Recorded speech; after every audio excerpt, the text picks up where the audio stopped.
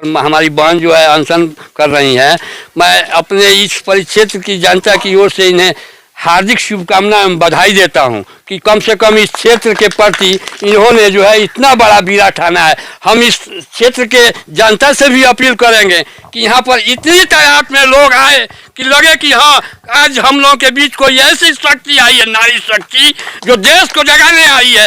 इस छोटा सब देश को जो बिगाड़ रहा है नेता सब, आज जीतना आया 75 वर्ष हो गया और इसका विकास नहीं होना, ये दुर्भाग्यपूर्ण बात है। हम कितना मुख्यमंत्री 3 बार नीतीश जी से मिला, आप लोगों को पहले भी मैं मीडियाओं को बता चुका हूँ। शर्म नहीं है इन लोगों की, इस धरती का डेवलपमेंट होना चाहिए। आप तो इस लड़ाई में हम अपने बहन के साथ जो है समर्पित है और हम अपने क्षेत्र के जनता से भी आग्रह करेंगे कि अगर आप चाहते हैं तो कम से कम ज़्यादा से ज़्यादा संख्या में यहाँ एकत्रित होइए ताकि अन्ना जी भी आए और यहाँ से पूरा विश्व में संदेश जाए। यही मेरी प्रार्थना है। जय हिंद, जय भारत। खबरों की वही तस्वीर, बिना बदले बिना डरे, जज्बा सच का लिए, सच दिखाते हैं। नमस्कार, दुआ सलाम, जय श्री राम। मैं संजीव कुमार श्रीवास्तव अपने चैनल के माध्यम से अभी हम उपस्थित हैं नरकटियागंज के भितियारवा के गांधी आश्रम में और आप देख सकते हैं यहाँ पे केंद्र और राज्य सरकार के विरुद्ध बिहार में व्यवस्था परिवर्तन के लिए अनशन आज रविवार दिनांक 23 मार्च को आंदोलन स्थल जो है ये भितियारवा आश्रम ही है। और जहाँ तक आप देख सकते हैं यहाँ पे मैडम है, तो हम चलिए मैडम से जानने की कोशिश कर रहे हैं कि किस तरह से ये अनशन पे आप बैठी और क्या कुछ कहना चाहती हैं। तो आपका बहुत बहुत स्वागत है हमारे चैनल पे। तो मैडम, किस तरह से आप अनशन पे बैठी हैं और इस अनशन के द्वारा आप क्या अपनी आवाज़ लेके आई हैं? देखिए, मैं लोक आंदोलन की कार्याध्यक्ष हूँ। मेरा नाम है कल्पना इनामदार। इसी संस्था के संस्थापक और अध्यक्ष माननीय अन्ना हजारे हैं। हम बिहार की व्यवस्था परिवर्तन के लिए जो आंदोलन कर रहे हैं उसमें हमने प्रमुख मांग ये जो ली है कि बिहार बहुत पिछड़ा है। 3 साल से मैंने भारत भ्रमण किया, उसमें से मेरी यात्रा बिहार में आके ख़त्म हो गई। मैं 1.5 साल से मैं बिहार में आ रही हूँ, तो मैंने बिहार में जो देखा, जो स्थिति है, तो मुझे लगा कि बिहार के लिए हमें कुछ करना चाहिए। तो सबसे पहली मेरे टोटल 8 मांग थी। आज मैंने बिहार के लोग बोल रहे हैं कि 2 मांगे आप बढ़ा दिए, तो 2 मांगे बढ़ा के मेरे 10 मांगे हुए। सबसे पहली मांग ये है कि बिहार के विकास के लिए प्रधानमंत्री की निगरानी में एक समिति बनाई जाए और उस समिति में विपक्ष को भी स्थान दिया जाए ताकि बिहार का विकास के लिए क्या करना चाहिए, कैसे बिहार का विकास हो सकता है, उसके लिए एक समिति का गठन। दूसरी बात है कि पलायन कैसे रोका जाए, बेरोजगारी का मुद्दा लिया है, खराब स्वास्थ्य, खराब शिक्षा, ये सारे मैंने मुद्दे लिए। मनरेगा को किसानों से कैसे जोड़ा जा सकता है, फिर मजदूरों को भी इसका कैसे लाभ हो सकता है और किसानों को भी कैसे उसका फ़ायदा हो सकता है। फिर उसके बाद मैंने C2+50 मतलब 1.5 गुना ज़्यादा जो किसानों की मांग चल रही वो भी मुद्दा मैंने वापस ले लिया है। अखंड भारत की मांग, जो मतलब जो आज भी हिंदू मुसलमान की जो मांग चल रही है और जो मेन मुद्दे हैं वो पीछे ही रह रहे हैं। के मुद्दों पे जो झगड़ा कर रहे जा रहे हैं उसमें से जो रियल मुद्दे वो पीछे पड़ रहे हैं।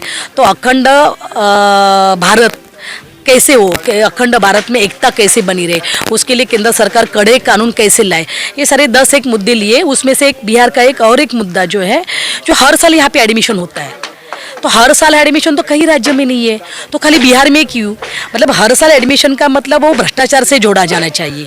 हर साल का एडमिशन से हर साल उनको डोनेशन देना पड़ता है, मतलब ये सबसे बड़ी मांग है। तो इसे राज्य सरकार इस पर ध्यान दे के ये बात खत्म करनी चाहिए। जो प्राइवेट स्कूलों में हर साल एडमिशन का जो मुद्दा है वो एक ख़त्म करना चाहिए।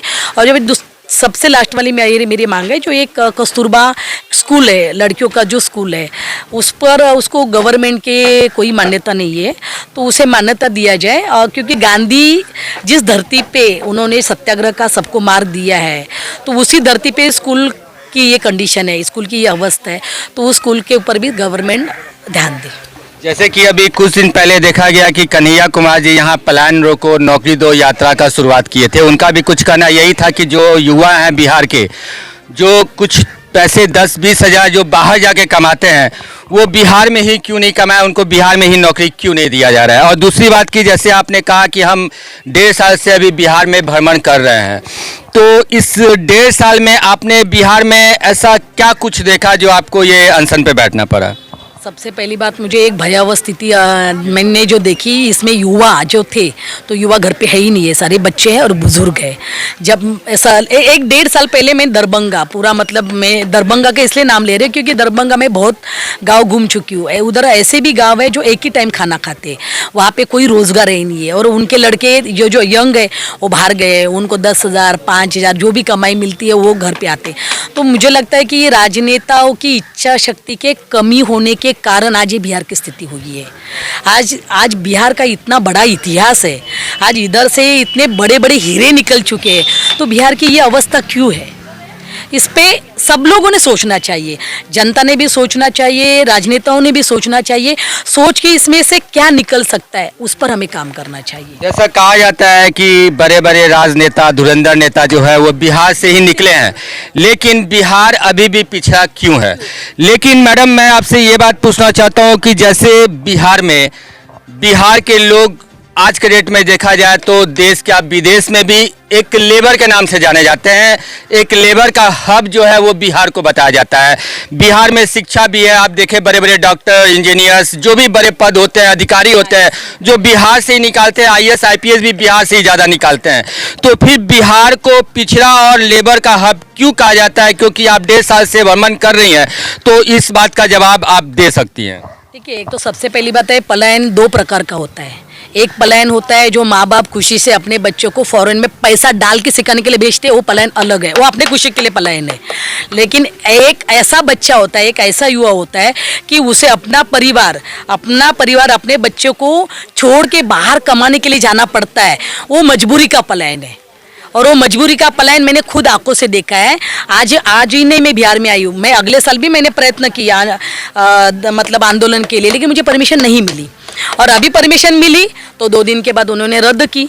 रद्द करने के बावजूद भी SDM सर का मुझे कॉल आया था, उनको मैंने बोला सर आप आपका काम कीजिए, हमें अपना काम करेंगे, क्योंकि हम जनता है, सरकार किसकी है? जनता की सरकार है। आप तो हमारे नौकर है, हम मालिक है, हमारा काम है आपको लेटर देना, हमने लेटर दे दिया। अगर आपने उसमें से परमिशन कैंसिल की है तो आपका लुकआउट है, लेकिन हम अनशन पर बैठेंगे। परमिशन कैंसिल करने का रीजन क्या था? उन्होंने बोला यहाँ पे सरकारी कार्यक्रम होने जा रहे हैं। कहाँ पे सरकारी कार्यक्रम है? दिखाई दे नहीं रहे यहाँ पे सरकारी कार्यक्रम। फिर भी हम लोग यहाँ पे बैठे हुए, हमारी परमिशन कैंसिल की, लेकिन हम बैठे हुए यहाँ पे। मैडम, ये अनशन का निर्धारित समय क्या है? देखिए, जब तक मेरी मांग पूरी नहीं होती तब तक तो मैं नहीं उठने वाली हूँ। मतलब ऐसा कुछ निर्धारित समय, मतलब अनिश्चितकालीन, जब तक आपकी मांग पूरी नहीं होगी तब तक आप यहाँ से उठने वाले नहीं है? हो सकता है वो 1 दिन लगे, 10 दिन लगे। पहली बात मेरी यही मांग है कि एक कमेटी जब तक नहीं बैठती है बिहार के विकास के लिए, तो मैं तब तक नहीं उठने वाली हूँ। मतलब जब तक कमेटी का गठन नहीं होगा तब तक आप यहाँ अनशन से नहीं उठेंगी। और आपके साथ जो मैं देख रहा हूँ, काफ़ी लोग यहाँ पे जो हर राज्य से आए, राजस्थान से आए हुए, यूपी से आए हुए, हरियाणा से आए हैं, महाराष्ट्र से है, पंजाब से है, मध्य प्रदेश से है, ऐसे हर राज्य से हमारे एक लीडर जो है यहाँ पे आए हुए हैं। सबका कहना एक ही है? हाँ, सबका कहना यही है, क्योंकि अन्ना हजारे की टीम है, वही जाएगी जहाँ पे ज़रूरत है। सुनने में आया था कि अन्ना हजारे भी आ रहे हैं। अन्ना जरूर आएंगे, लेकिन अन्ना का एक निर्धारित समय है, लेकिन मैं अभी नहीं बोलूंगी, आपको बोलूंगी जरूर। मतलब आएंगे जरूर? जरूर आएंगे। क्या सर, आप जो यहाँ पे आए हैं आज से, और जैसे कि मैडम ने बताया कि अनिश्चितकालीन तक हम यहाँ बैठेंगे जब तक ये कमेटी की गठन नहीं होगी, तो इस पे आप क्या कहना चाहिएगा इस बिहार को लेके? बिहार को आपको स्थिति हमारे से ज़्यादा मालूम है, आप बिहार में रहते हैं। आपने बोला ही है अभी कि जो हमारे को लेबर क्लास का बोलते हैं, तो ये हम भी चाहते हैं कि जैसे हरियाणा या पंजाब में है, खुशहाली है, बिहार में भी खुशहाली आनी चाहिए। यदि शिक्षा फ्री हो जाएगी, जो गरीब आदमी है वो अपना शिक्षा नहीं करवा सकता, शिक्षा नहीं कर सकता। अभी ये हालात विद्यालय के देख के हम लोगों ने, तो हम लोग को बहुत ही टीस हुआ है कि ये हालात बिहार के हैं। तो मैडम, एक क्वेश्चन और है आपसे कि जैसे कोई भी नेता होता है या किसी तरह का नेता हो, जैसे कि कहा जाता है गांधी की कर्मभूमि भितिहरवा, जहाँ से पहला आंदोलन शुरू हुआ था, और जहाँ तक देखा जाता है कि जो भी अपना आंदोलन की शुरुआत करते हैं वो भितिहरवा आश्रम से ही करते हैं। तो इस आश्रम में तो आपने यहाँ पे घुमा होगा, सराउंडिंग एरिया देखा होगा, तो आपको क्या लगता है ये विकसित एरिया है? सर मैं यही आपको पहले भी मैंने बोला, अभी भी मैं वही बोल रही। मुझे बिहार इसलिए पिछड़ा लगा क्योंकि मैं घूम मैं भितियारवा, पर्टिकुलर भितियारवा की अभी पिछड़ा है। भितियारवा में हम 9 किलोमीटर तक लास्ट जहाँ पे जो शेर है वहाँ तक गए, लोगों के लोगों के घर देखे। वहाँ पे पक्के घर नहीं है। यहाँ पे अभी देखिए, मैं किसी पक्ष, पार्टी या व्यक्ति के विरोध में नहीं हूँ, मैं व्यवस्था के विरोध में हूँ। आज जो व्यवस्था जिसके हाथ में, ये लोगों को क्यों नहीं दिखाई देता है कि आज ये व्यवस्था है।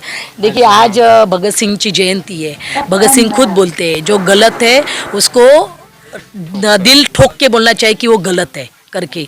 हम अगर गलत है वो अगर नहीं बोलेंगे तो व्यवस्था कैसे सुधरी जाएगी?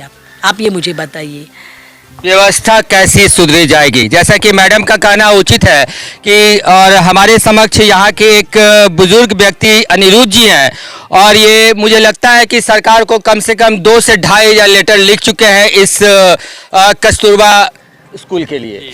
तो सर क्या कहना चाहते हैं, ये अनशन जो मैडम के द्वारा यहाँ किया जा रहा है और जो इनकी मांग है, उस मांग को लेके आप क्या कह रहे हैं? सबसे पहले तो मैं इस बापू की कर्म भूमि से और माँ कस्तूरबा की कर्म भूमि रही है, 6 मारा के यहाँ पर पढ़ाने लिखाने का उन्होंने काम किया था। तो इस धरती से मैं जितने भी हमारे अतिथि आए हैं जब हर राज्यों से, और हमारी बहन जो है अनशन कर रही हैं, मैं अपने इस परिक्षेत्र की जनता की ओर से इन्हें हार्दिक शुभकामनाएं एवं बधाई देता हूं कि कम से कम इस क्षेत्र के प्रति इन्होंने जो है इतना बड़ा बीड़ा ठाना है। हम इस क्षेत्र के जनता से भी अपील करेंगे कि यहाँ पर इतनी तादाद में लोग आए कि लगे कि हाँ आज हम लोगों के बीच कोई ऐसी शक्ति आई है, नारी शक्ति, जो देश को जगाने आई है। इस चोटा सब देश को जो बिगाड़ रहा है नेता सब, आज जितना आया 75 वर्ष हो गया और इसका विकास नहीं होना, ये दुर्भाग्यपूर्ण बात है। हम कितना मुख्यमंत्री 3 बार नीतीश जी से मिला, आप लोगों को पहले भी मैं मीडियाओं को बता चुका हूँ।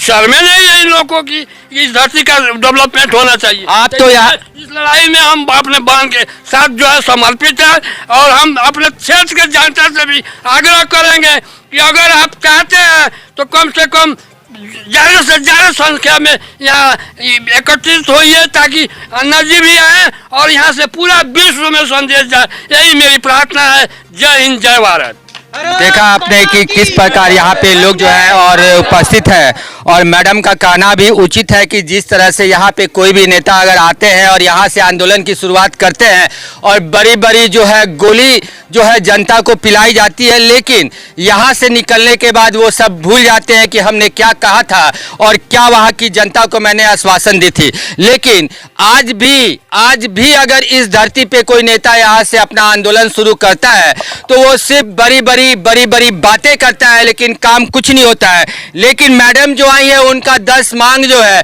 वो मांग बिल्कुल जायज है। क्या सर, क्या कह रहे हैं आप? मैं नहीं जानता। क्या कह रहे हैं चाचा जी आप? मैं भारतीय किसान यूनियन पानीपत से आया हूँ। मुझे मैडम जियों के, चावला जी के बात सुनी, बहुत अच्छी लगी। ये एक बहुत ही अच्छा कदम उठाने जा रही है। हर इंसान, महिला, बच्चों का सब खून एक है। बिहार के अंदर बहुत कमजोरी है। आपने भी बोला है मीडिया के माध्यम से, मैं कहना चाहता हूँ मुझे बड़ी खुशी हुई गांधी जी की ये, आपने ये भी ठीक बोला है कि यहीं से सब कुछ चलता है, प्रधानी यहीं से चलती है और यहाँ कुछ नहीं हो रहा। तो मैं, अगर आप यहाँ से आते हैं, अगर शुरुआत यहाँ से करते हैं, तो शुरू का जगह अगर डेवलप्ड नहीं होगा तो आगे का कैसे डेवलप होगा? अरे नहीं, करेगी जनता। इस आवाज के साथ साथ चलेगी जनता, चलेगी, चावला के साथ चलेगी। जैसे कि आप देख सकते हैं यहाँ पे उपस्थित चाचा जी, कुछ बोलना चाहिएगा? बताइए। मैं भारतीय किसान यूनियन के जिला सिद्धार्थनगर के एक प्रदेश सचिव भी हूँ, और मैं ये कहता हूँ कि जो हमारे मैडम साहब ने कदम उठाई है, या आप आवाज़ सुने हैं, यहाँ के गरीब जनता का कोई व्यवस्था भी नहीं है, इसीलिए हमारे मैडम ने यहाँ उठाए हैं कदम। हम लोग जब तक ये हमारी मांगें पूरी नहीं होगी तब तक हम इस स्थान को छोड़ेंगे नहीं। जैसे कि कहा जा रहा है परमिशन नहीं मिला है, परमिशन यहाँ पे अनशन करने का नहीं मिला है, जो कि परमिशन 2 दिन पहले था, जो कि अब कैंसिल कर दिया गया है। तो उसको लेके अगर सरकार कोई कदम उठाती है तो आप क्या कीजिएगा? तो उनके लिए हम लोग भी सरकार से झुकाने के लिए कदम उठाएंगे। देखा आपने कि किस प्रकार यहाँ पे उपस्थित जब लोग, हमारी मांगे पूर्ण नहीं होगी, गरीब अपना जीविका नहीं पाएगा, तो हम लोग उससे भी छोड़ेंगे नहीं।